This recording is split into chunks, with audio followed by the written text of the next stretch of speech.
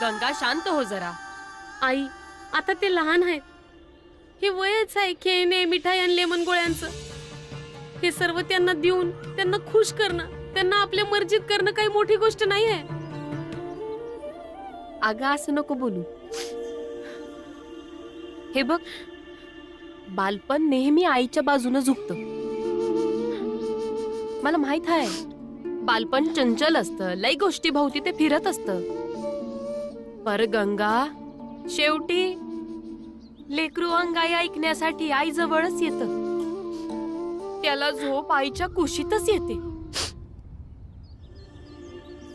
हो, आणि विषय फक्त त्या 2 मुलांना परत आणण्याचा नाही आहे. जर एवढाच विषय असता तर मी स्वतः जाऊन त्यांना इथं घेऊन आलो असतो. पण प्रश्न हा आहे की या गोष्टीचं भान करून द्यायचं की मुलाशिवाय ही सुनेची सासरमध्ये हक्काची जागा असते. म्हणून पोरी, जे होतं हाय ते होऊ दे.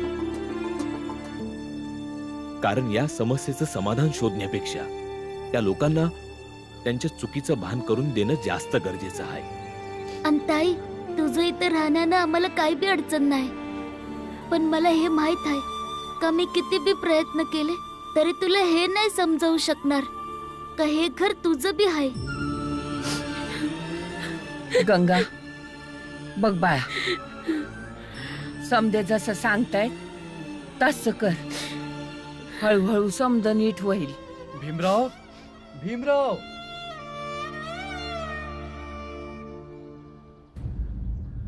काय झालं गुरुजी? भीमराव, तुझ्या परीक्षेची तारीख आलेली आहे. सगळ्या परीक्षेत विद्यालयात तू चांगले मार्क आणशील तर इंग्रजी बोर्डात जायची संधी मिळेल. व्हॉइसराय स्वतः तुझा सन्मान करतील. भीम, काय झालं बाळा? हा, तू परीक्षेमध्ये पास नाही झाला, उलट पहिला आलायस. गुरुजी, मी इंग्रजी मेजवानीत जाऊ शकतो? नक्कीच जाऊ शकतो. तू तुझी योग्यता सिद्ध केली आहेस. तिथे शहरातील मोठी असामी आणि शेठ सावकार असतील जे तुला आणि तुझ्या मुलाला अपमानित करून तिथून हकलून देतील. हे घ्या, तयार व्हा लवकर, नाहीतर उशीर होईल ना. चला. आपण कुठंच जायचं नाही.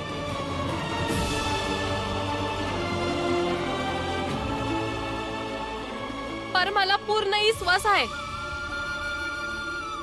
की यावेळेस बी माझा भीमा परीक्षेमध्ये पहिला येईल. तुम्ही बघाच.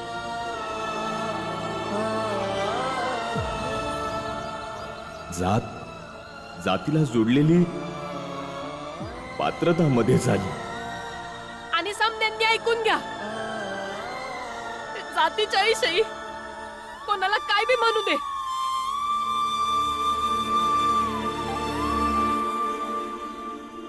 यावेळेला भीमा पुरस्कार घेण्यासाठी जाईल आणि मेजवानीत बी जरूर जाईल. आहे ना?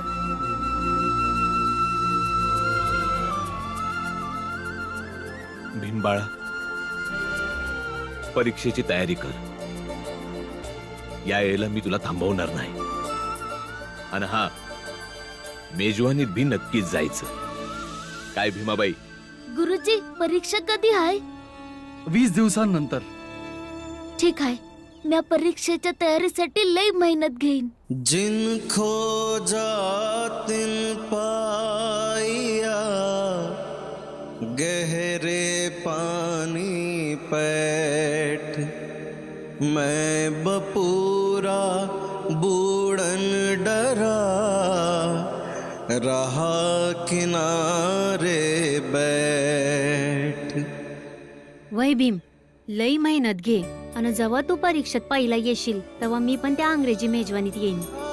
म्या सुद्धा. मी पण जाणार आहे. हो हो, समजे जाऊया. आता सांगा, तुमचा बा जसं विकत घेऊन द्यायचा ना तसंच मी विकत घेऊन दिलं ना. बरोबर आहे भाऊ, बरोबर आहे. अहो, जेवढ्या महागड्या गोष्टी तुम्ही या दोघांना घेऊन दिल्या आहेत ना, तेवढी लायकी तर रामजीची कधी असूच नाही शकणार. अरे नातवं आहेत आमची, समज यांचंच तर आहे. जगाचं समद आनंद देऊ आम्ही यांना. आव पण भाऊ, समस्या काय? नातू आहेत तुमची, घेऊन जावा की घरी. त्यांच्यावर प्रेम करा, लाड करा. तुम्ही या गावात काय करताय? आता काय सांगावं, यांच्या आईच्या हट्टापायी आहे इथे आलोय. आज तिला पोरांची कदर आहे, पण भविष्याची काळजी नाही. मी आईजवळ चाललोय.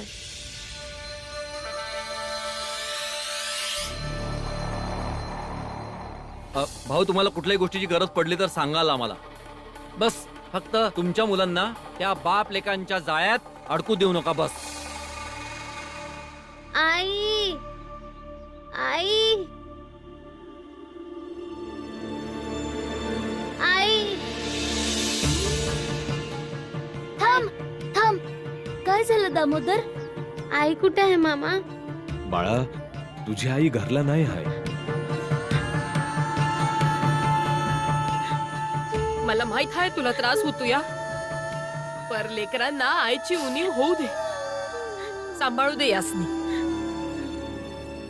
थांब तू. कुठे गेली आई? मला तिच्या जवळ जायचं आहे.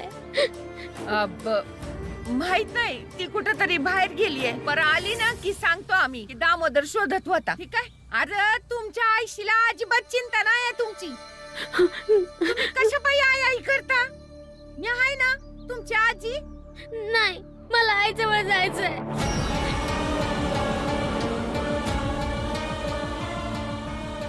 आई आई दामोदर,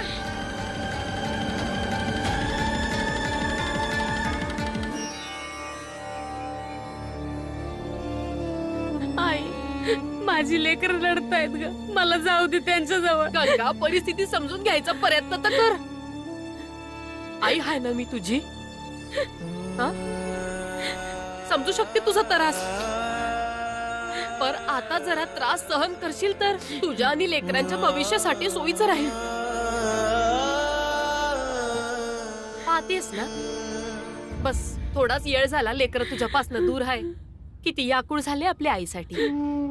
आणि या लोकांना वाटतं की आयुष्यभर लेकरांनी दूर राहावं. बघ, हे आपण याच आशेने करत आहोत की कमीत कमी लेकरांची स्थिती पाहून यांना कळल की आई विना हे लेकरांचा सांभाळ व्यवस्थितपणे नाही करू शकणार. गंगा, काळजावर दगड ठेव, जरा धीर धर गंगा. समजा काही ठीक होईल. माझ्यावर विश्वास आहे ना?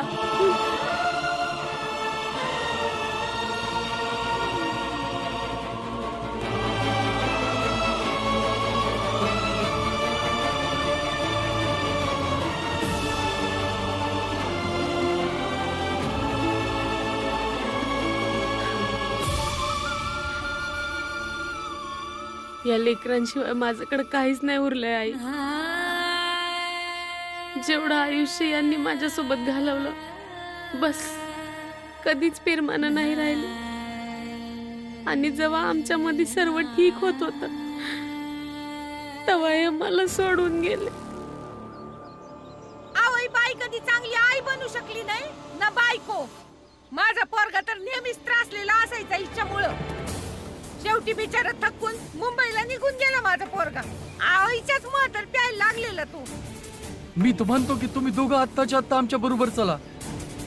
तुमच्या आईला तुमची आठवण आली ना तर ते स्वतः येईल, आणि नाही आली तर नाही. नाही, मला कुठे बी नाही जायचं.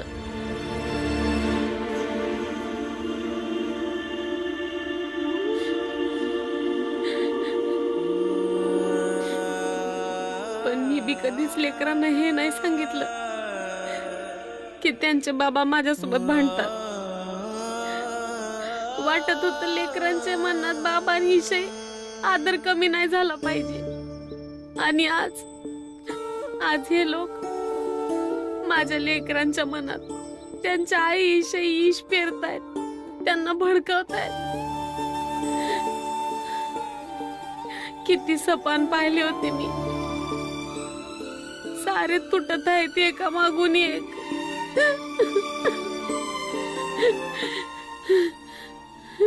ताई, बाबा म्हणतात की जुन्या गोष्टींना वर्तमानाला जोडण्याचा प्रयत्न केला ना तर दुःखच होतं. जे झालं ते आता परत तर नाही येणार, म्हणून आता भविष्याचा विचार कर.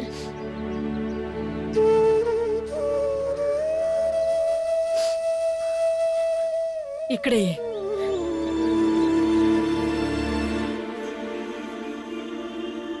या संसारात ना भीमा, माणूस आणि बाई दोघांची बी समस्या वेगवेगळ्या प्रकारच्या असतात. जसं माणसानी जर त्याची बायको गमावली तर त्याचं आयुष्य थांबत नाही. हा त्यासनी दुःख होतं, लई दुःख होतं, पण हळूहळू का असना त्याचं आयुष्य पुढे जाऊ शकतं.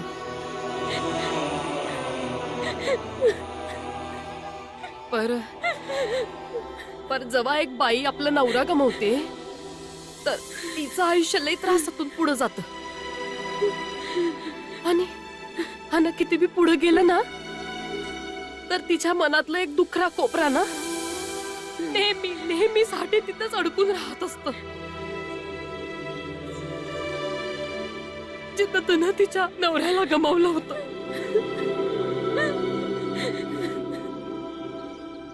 बाबा मला त्यांच्या जवळ जायचंय. गंगा, जावई बापू मेले हाय.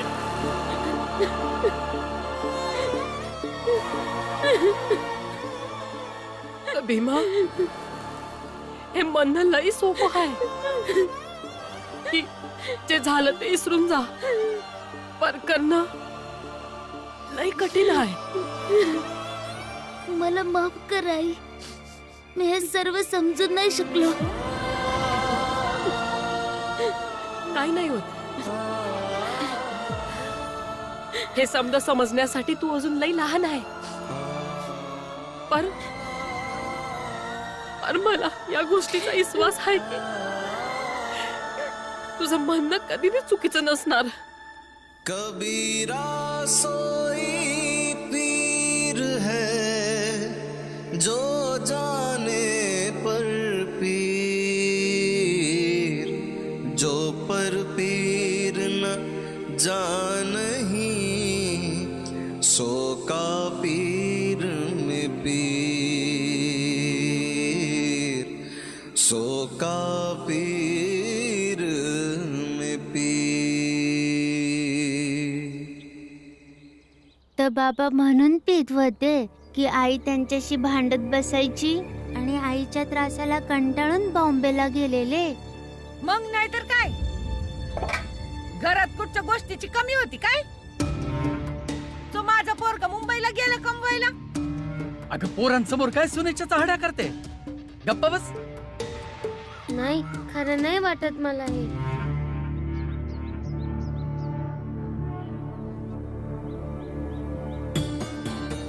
बरं ते समजा जाऊ द्या. मला हे सांग, माझी पोरं काय खाणार? पुरी भाजी. पुरी भाजी खाणार? मी आता तुमच्यासाठी पुरी भाजी बनवते. हा,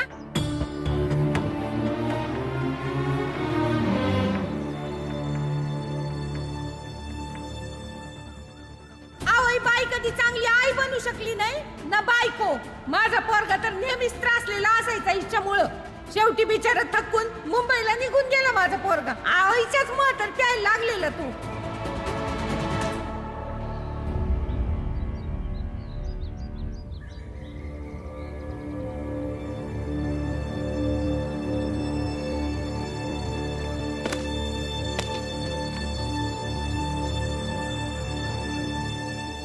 आई,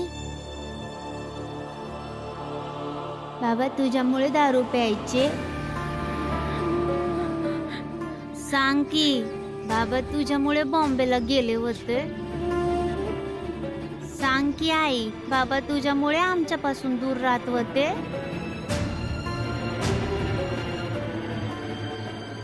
तुला काय वाटतं? तुला नाही विचारत आहे मामा. पण प्रश्न बी तर तुझे नाही आहेत. हे प्रश्न तुझ्या डोक्यात कोणीतरी घातले आहेत. माझे बाबा आता माझ्यासोबत नाही आहेत. ही माझी आई आहे आणि मला हक्क आहे माझ्या आईला प्रश्न विचारायचा आणि मला उत्तर पाहिजे की माझे बाबा माझ्या आईमुळे वारले का?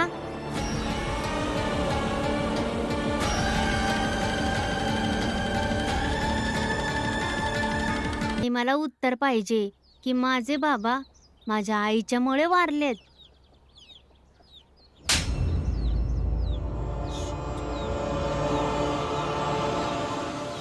मिळालं उत्तर तुला?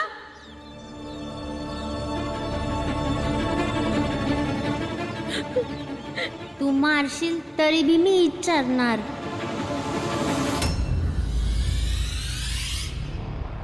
लय पुरावे आहेत माझ्याकडे याचे. जर मी दिले ना तर समजांसमोर येईल की माझं पोरगा हिला कट्टाळा होता.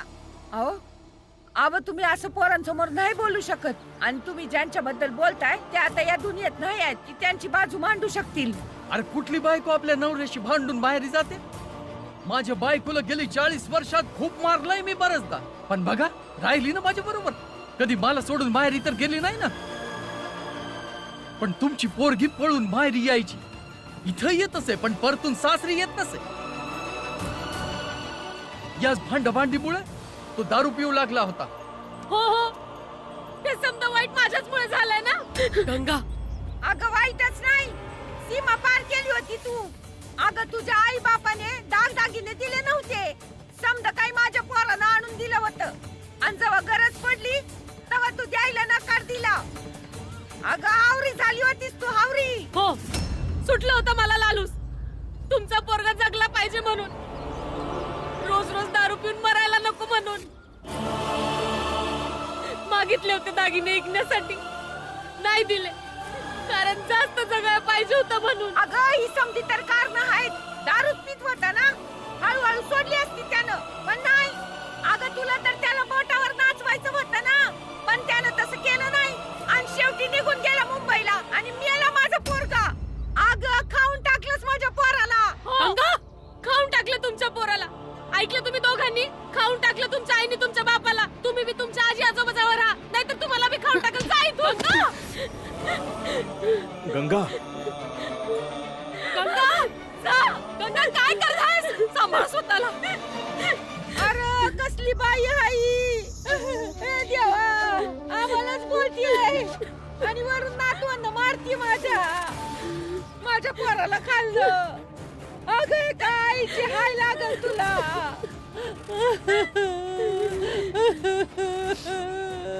आजी चल इथून. तुला आईला बघून भीती वाटते ना? चल चल.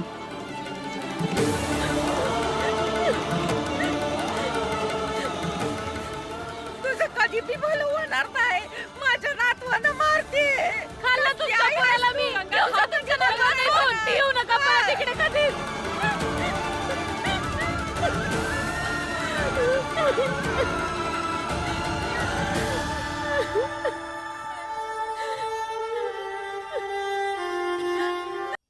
अशी कुठली आई असेल जी आपल्या पोराला घाबरवेल?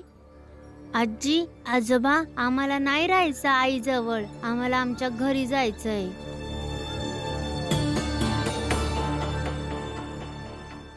वय वय बाळा, आपण आपल्या घरला जाऊ.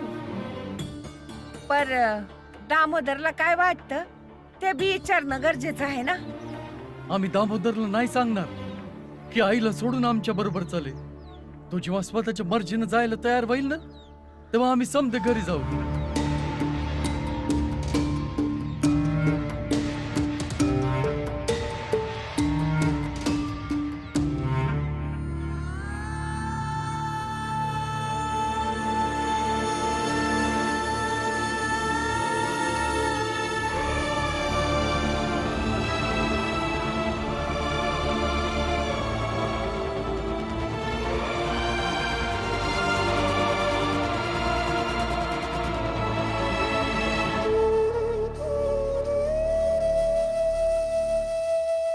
जगामध्ये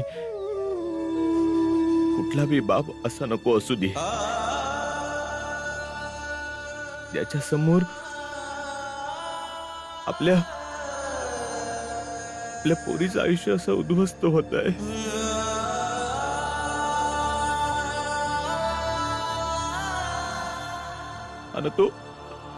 आणि तो काय करू नाही शकत आहे.